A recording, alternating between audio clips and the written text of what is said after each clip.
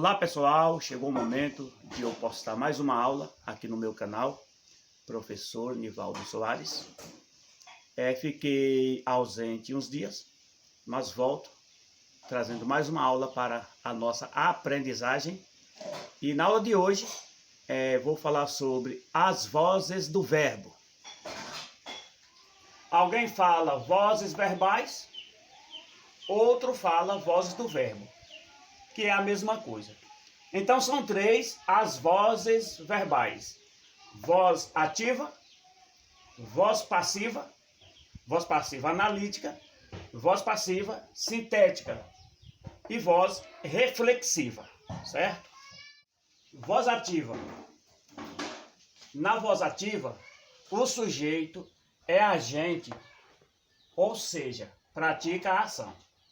Então, o verbo na voz ativa, o sujeito é agente, é ele que pratica a ação. Exemplos: eu comi 2 pães. Aí pergunta ao verbo: quem come 2 pães? Eu. Então, eu sou o sujeito, agente, porque eu pratiquei a ação de comer. Meu filho leu o livro. Quem leu o livro? Meu filho. Então, meu filho é o sujeito agente, porque ele pratica a ação de ler. Eles fizeram a atividade. Quem fizeram a atividade? Eles. Então, eles é o sujeito agente. Então, nesse caso, os verbos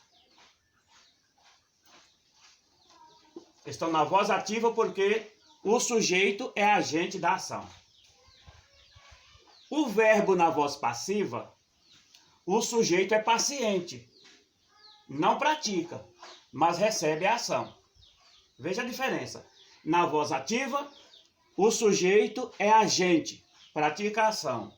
Na voz passiva, o sujeito é paciente, ele recebe a ação. Exemplos: o carro foi visto hoje. Quem foi visto hoje? O carro. Então, o carro é o sujeito paciente porque ele recebeu a ação. Sua neta foi ferida por uma criança. Quem foi ferido por uma criança? Sua neta. Então, recebeu a ação. Os jornais são lidos pelas alunas. Quem são lidos pelas alunas? Os jornais. Então, aqui são sujeitos pacientes porque eles recebem a ação. A estrutura da frase quando o verbo está na voz passiva analítica.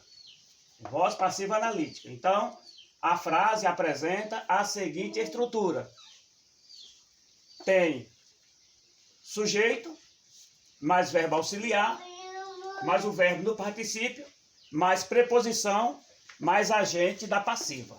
Então, essa é a estrutura da frase quando o verbo está na voz passiva analítica. Ó, os exemplos, olha. O pão foi comido por mim. Nós temos o predicado. Quem foi comido por mim? O pão. O pão sofreu a ação. Ele é o sujeito paciente. Nós temos aqui o verbo auxiliar. Nós temos o verbo no particípio. Nós temos a preposição e temos o agente da passiva, tá? Aqui nós temos: a casa foi comprada pelo meu neto. Então, quem foi comprada pelo meu neto? A casa. Sujeito paciente. Verbo auxiliar. Verbo no particípio. Nós temos a preposição. E nós temos aqui o agente da passiva. Os jornais foram rasgados pelo povo. Quem foram rasgados pelo povo? Os jornais. Então, sujeito paciente. Temos aqui o verbo auxiliar.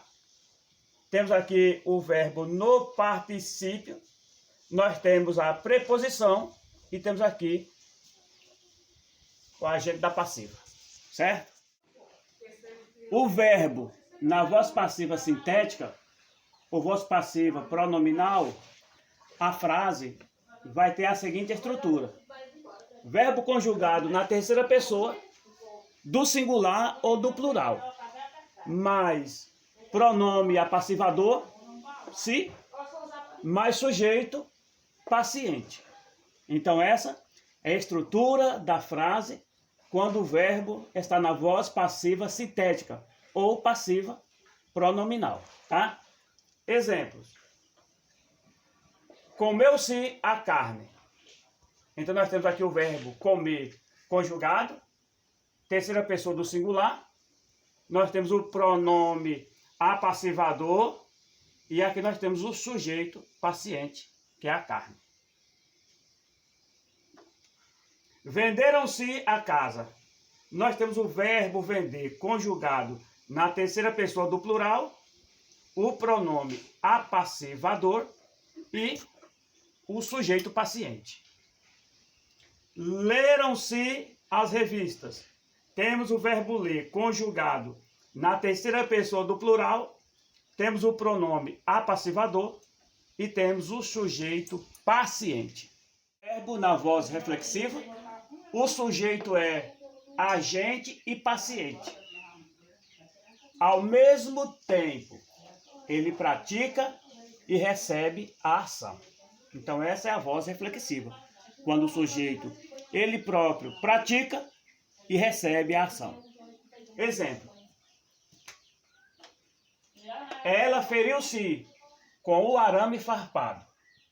Então, ela praticou e recebeu a ação. O prisioneiro se matou. Então, ele praticou e recebeu a ação.